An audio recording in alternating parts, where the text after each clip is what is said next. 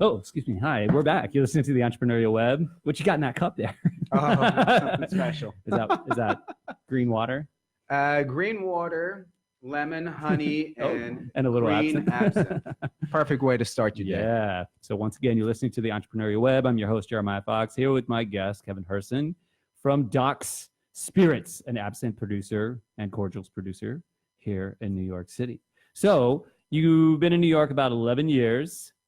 Did I say, Doc Herson's? I know who I write the checks to, though. Exactly. So I guess I should tell them how we met. So I have a restaurant and a wine store in Brooklyn, and a fantastic restaurant and a wine store, by the way. Checks in the mail. We won't say the names. Right. So there was a bit of a, well, why don't you tell us, like, from your experience, I know, and knowledge, from my angle, but you were actually on the production side. What was the change that allowed a guy like you to be able to start a distillery? Because 11 years ago, that wasn't it was sure not impossible, but like very costly, prohibitive. Yep. Go ahead, give us your little breakdown of what changed. Absolutely. I mean, New York City, especially, the state of New York, but especially in Brooklyn, seemed to be the epicenter of this whole craft spirits boom. There was a gentleman, everyone knows Hudson Whiskey, company's Tuttletown Wine. Ralph Lorenzo was super influential. He's a super nice guy, awesome guy. Super influential in having some of the laws changed for smaller guys and a farm ag-related distillery that helps support the farmers, and you use those ingredients in production. So they lowered the barrier to entry from a cost perspective and like a red tape, legal, jumping through hoops type of thing. And there were a few guys that were very instrumental in doing that. That allowed people like me to come in with not millions of dollars to start a distillery. Which is what it used to take. Oh, absolutely. You used to have massive equipment and huge licensing and storage, and this is very, very cost prohibitive. But once this Farm Act craft distiller's license passed in New York, it allowed people like me to get into the business and start on a very, very small scale. As I mentioned, we started in our basement in Harlem, and my wife and I started this entire company. She's telling me I have to write a book about it someday, which you should. I will. Absolutely. On $5,200. Yeah. That was our budget to start this company, and it's grown tremendously. Everything's awesome. But that just gives you an idea from a licensing, getting into the industry type of thing, how instrumental this Craft Spirits Act was, and guys like Ralph Lorenzo and everybody who helped implement this. It's caught on like wildfire. Yeah. There's 170 craft distilleries in New York State now. It's like 180 or 190 in California. There's like 2,000-3,000 distilleries across the United States now, when before this law 10 years ago, there were only... There were like 7 in Kentucky. Right? Exactly. Every single one producing whiskey, and every single, every single. We won't get into that story. Let's save that story for another. We already talked about dirty water. Let's be nice. This is a positive show. Okay. But these laws they're state by state for the most part. Yes. But distillation is regulated federally, right? Correct. If you're caught distilling without a license for consumption, it's a federal offense. It is a federal offense. Yes. Beer and wine is different. Yes. You can home brew or home make wine and drink it all you want. Yeah. You are not allowed to even own a still if you do not have a distilled spirits permit or license. And the feds are coming in. So all you kids that are practicing in your basement, it's totally legal when you started, right? Perfectly illegal. I love talking to Colin and Dave from Kings County Distillery, and they're it was like all of a sudden they were kicking out like amazing bourbon, and people were like, "Well, you picked this up pretty quickly," and they were like, There was this guy in Winter Terrace. I'm not going to say his name. He moved since, anyways, but he was in one of those buildings right along the highway there. Yeah. And he had this pot still that he would run on his stove. Oh yeah. And it had interchangeable heads for the primary and secondary distillation, and he just like ran a hose out the window. But he was in a building. What they think it was the air conditioning unit like run off of man. it? He didn't ask questions. This guy was fantastic. He was Goodness. such a renaissance man. But he, you know, there were probably like 50 apartments in this building. And like, man, Sure. shit could have really gone bad. Oh but yeah. but he grew up with it. He was from the South, and he was telling me, I was asking him one day, because he would make moonshine, you know, Sure. like 190 proof, and he would constantly come in the wine store and be like, hey, you got to try this. You gotta try this. Jesus, you know, like, and Fire starter. and there was a guy that owned a restaurant along the strip too, and he would also do his own stuff. He was Italian, and Sure. I would walk by, and they'd be like, come, and it would be like a competition, and I was the judge, and I'm like, I'm just trying to get home, and like an hour later, I come home cross-eyed, you know, Yeah. and I sleep for 2 days from their rock. I mean, we had a similar experience when we were making it in the basement in Yeah. Harlem illegally. I'm not going to mention our first account, but we still have that account, actually. There's a bar up in Harlem. I was gonna say it wasn't me. And, was it? no, it was in Harlem. Shit.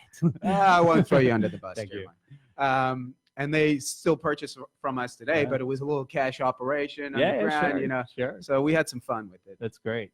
So this guy, I remember asking him about starters and like instigating fermentation, because basically what you're doing is you're taking a fermented beverage. It's essentially Taking a beer, a wine, or a cider, Sure. whatever, depending on you're making, you know, whatever your What your end base product is, is.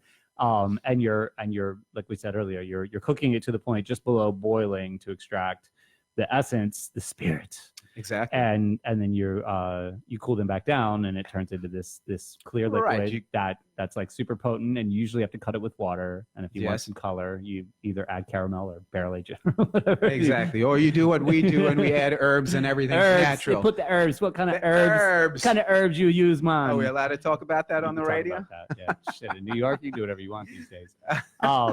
So I remember asking him one time, how do they, especially because he dealt mainly in corn, and I knew how, you know, I knew wheat would naturally ferment on its own, and grapes and apples if you just let it sit. And I was like, but how does corn work?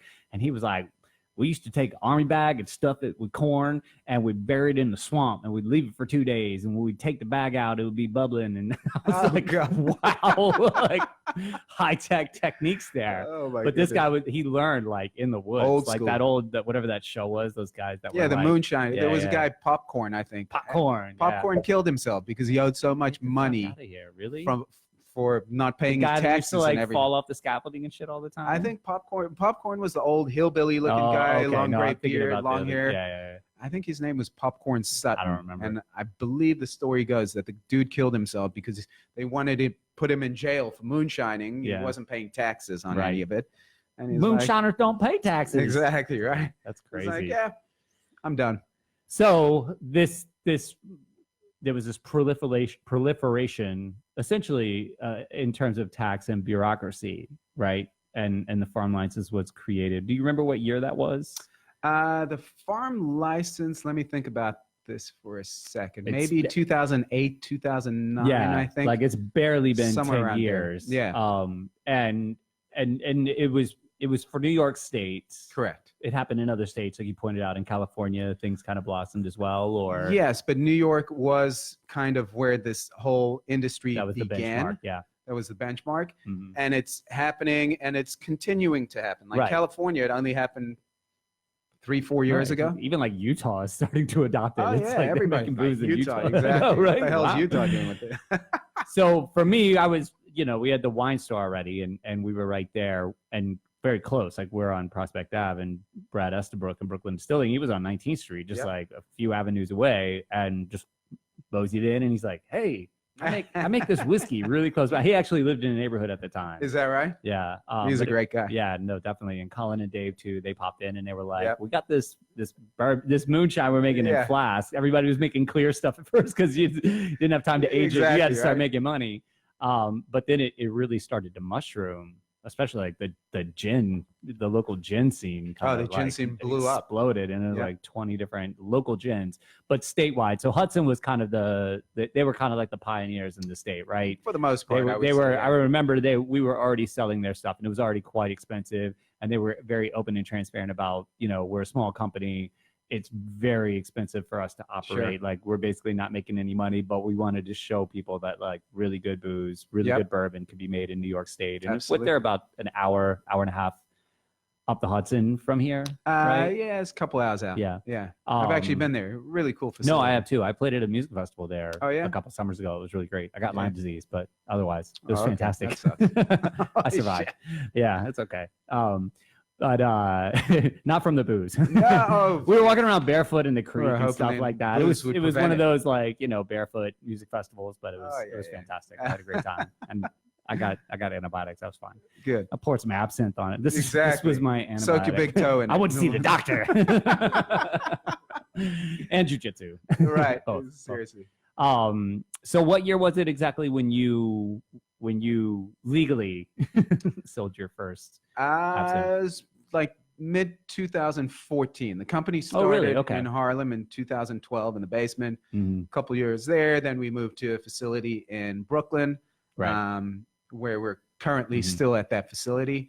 But I would say mid 2014, once all the red tape and paperwork and the label approvals and this approval. I feel like I was selling your product before 2014. You may have been. Yeah. We won't go. I remember like writing checks out directly to you and just I'm going to go back and check. Like everybody else is LLC. You're like, you got cash? Yeah. Make it out to, this is Kevin Herson, my name. But for all of those people listening, like in any industry, sometimes that's just, you got to get the ball rolling. You got to do it. There's no like ideal scenario often where it's like, oh, we're going to wait till the clouds part and the stars are in alignment and we're going to open and it's going to be great. No, it's scrappy. Exactly. It's scrappy. Right? Like how many times you get burned? That's what I want to know. Burned? Like physically. Yeah. Oh, like, I got scars everywhere. Touching the still, walking by, this and that, like all over the time. Shit catching on fire in the basement. You know what?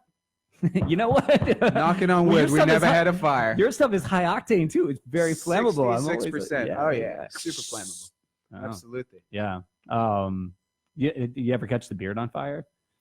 Yeah, maybe that burning hair smell every once in a while, but you're like, I wouldn't say fire. Like, wow, this batch smells a little different. Yeah. Oh shit. Nice. And then when you started to sell, you hit the streets. You literally went. Yes. I mean, I don't remember, but I think you probably just like roamed into the juice box and were like, I sure did. Hi, I make absinthe. That's exactly what we did. We were boots on the ground, man. This company has been built with nothing other than hard work. Yeah, that's it.